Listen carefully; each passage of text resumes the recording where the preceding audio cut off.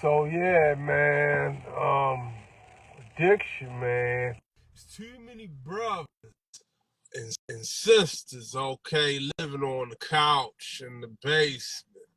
Okay, no resources, not a pot to piss in or a window to throw it out of.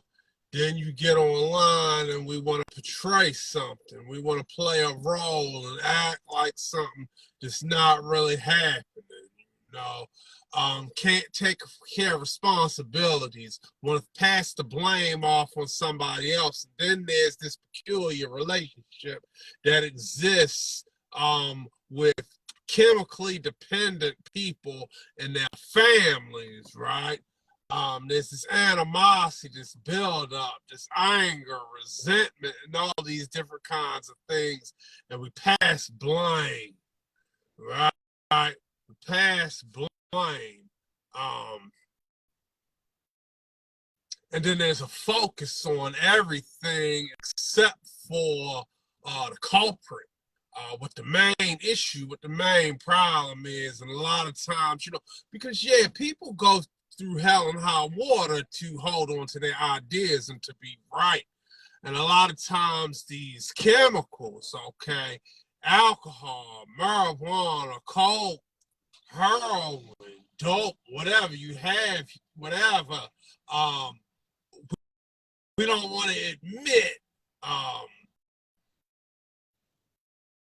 when these things could be the culprit, and so you pass blame on everything else except for what the real deal is. Now, there's a whole lot of programs out there, and of course, people love to say everything that I just said.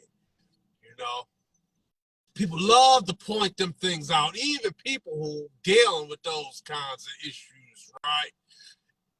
When they doing good, they'll point down to you when you're doing bad and tell you all those things. And this government agencies, all this money gets funneled into these programs that we have.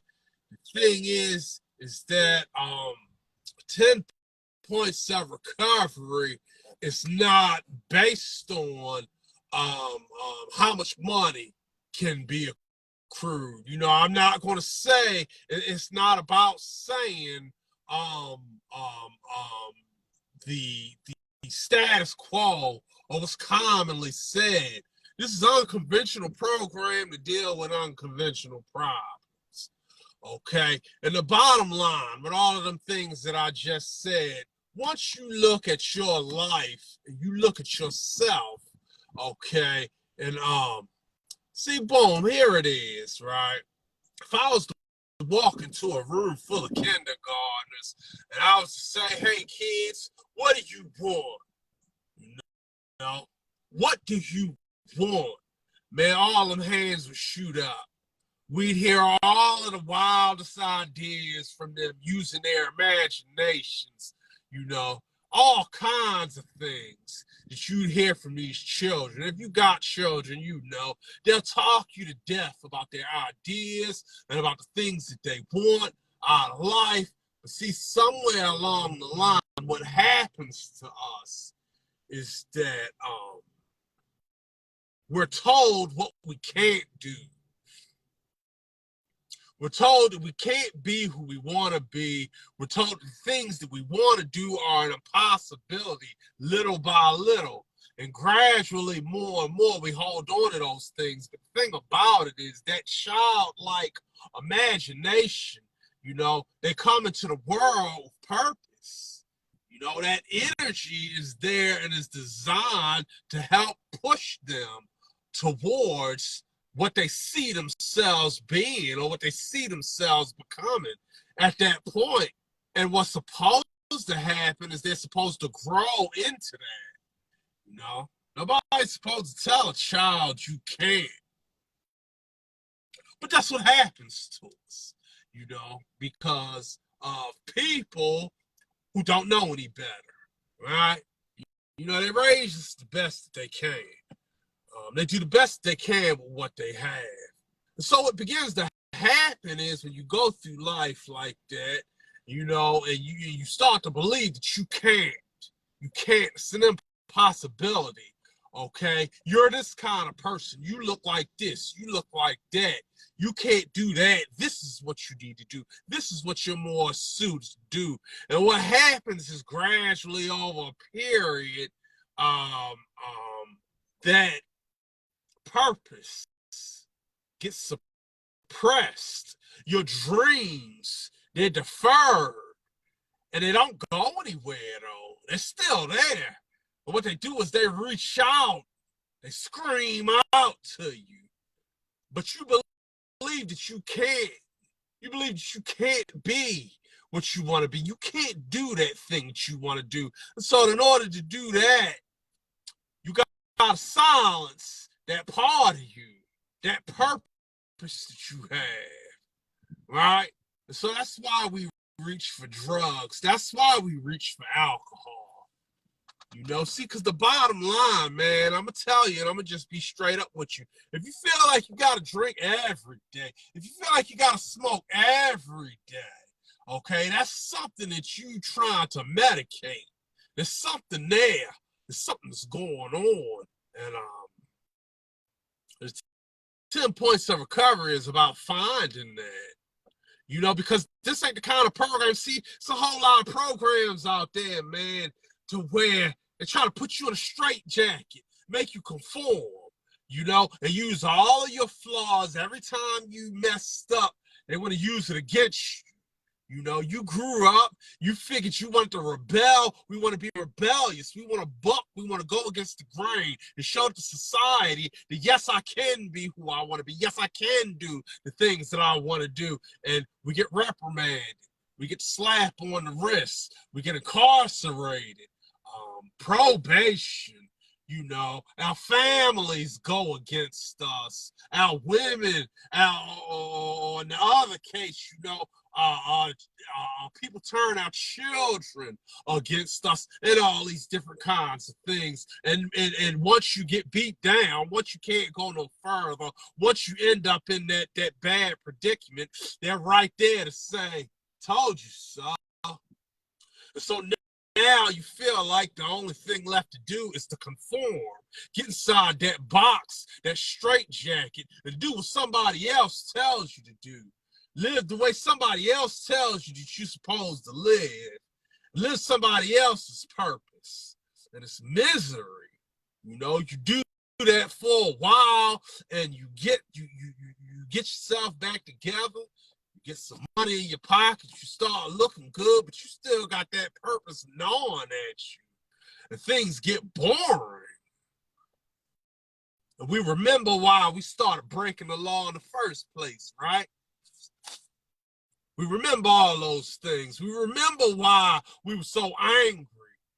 Remember why we wanted revenge. We remember why we wanted to go against the grain in the first place. And a lot of times, see, once you start dealing with these chemicals and these substances, that seems like the go-to thing. It seems like the easiest way to rebel, but make no mistake, these chemicals are toxic. All of them. They're toxins. And you have everything inside you. First of all, everything you want, whatever you want, is not out there.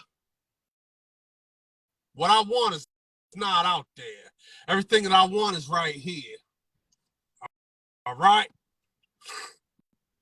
And so when you start reaching outside yourself to self-medicate, to put a chemical, a toxin, a drug, alcohol, whatever, different vices, food, sex, violence, self-pity. Oh, poor me, feel sorry for me, because a lot of us are addicted to that poor me mentality. But understand that whenever you reach outside yourself to fix an internal problem, something that's going on within you, you're cheating yourself. And so the 10 points of recovery is all about finding that. This addiction thing is deep, man. You can even go to meetings. That don't get me wrong, man. These 12-step meetings, the literature in these 12-step meetings, I have no issue with them. You know, it's beautiful. They're beautifully written. You know, immaculate. There's some things that are left out, however. There's some things that you got to figure out on your own. But I made sure that I put how to maneuver and how to navigate through these 12-step meetings, because it's not the literature. The literature is great. The literature is grand, but it's easy to forget. It's easy to ignore the kind of people that you're dealing with in these meetings. Okay? And a lot of times they'll be the ones that pull you off track. You know, some of the issues and different things that you go through. And I know that a lot of you have war stories and horror stories about meetings that might turn you off. But understand that a meeting ain't going to save you, you know. The meeting is not going to save you. It may keep you clean. If you go every day, 90 meetings in 90 days, it could very well take your mind off using. But trust and believe, it's not going to give you your purpose. It's not going to make you happy. It's not going to fulfill you. You got to put some work in, okay? And the 10 points of recovery is the guide. Show you, you know, show you how to find that. And it's not about me telling you what to do. You know, for people that like to use, okay, if, you know, you smoke, you drink, and it is not God had given you severe problems, landed you in jail, prison, or some other kind of issues, you know, I'm not telling anybody what to do. You know, but when we have those problems, when we fall into those kinds of things, they tell themselves, don't they? So I don't have to tell you. You know. And what I will say is this: your answer, your purpose, your fulfillment, your happiness is not in a bag. It's not in a bottle. It's not in a vial. You know, you can't shoot it out of a needle. You can't snort it through a straw. You can't smoke it in a pipe. It's already with you. It's right here. You know. So I've been out today, you know, doing some work, talking about this. Feel like I'm getting hoarse. And putting the word out. I'm gonna be doing a presentation on Saturday at 1 o'clock, and just trying to gather some support, man. And so, if you heard something you like, man, follow this page. Hit me up. You call me. Come out to Neuse Regional Library in Kinston. You can check me out, speak on some of these things. Give me some feedback, all that good stuff. You know, with that, I'm going to get on out of here. Peace.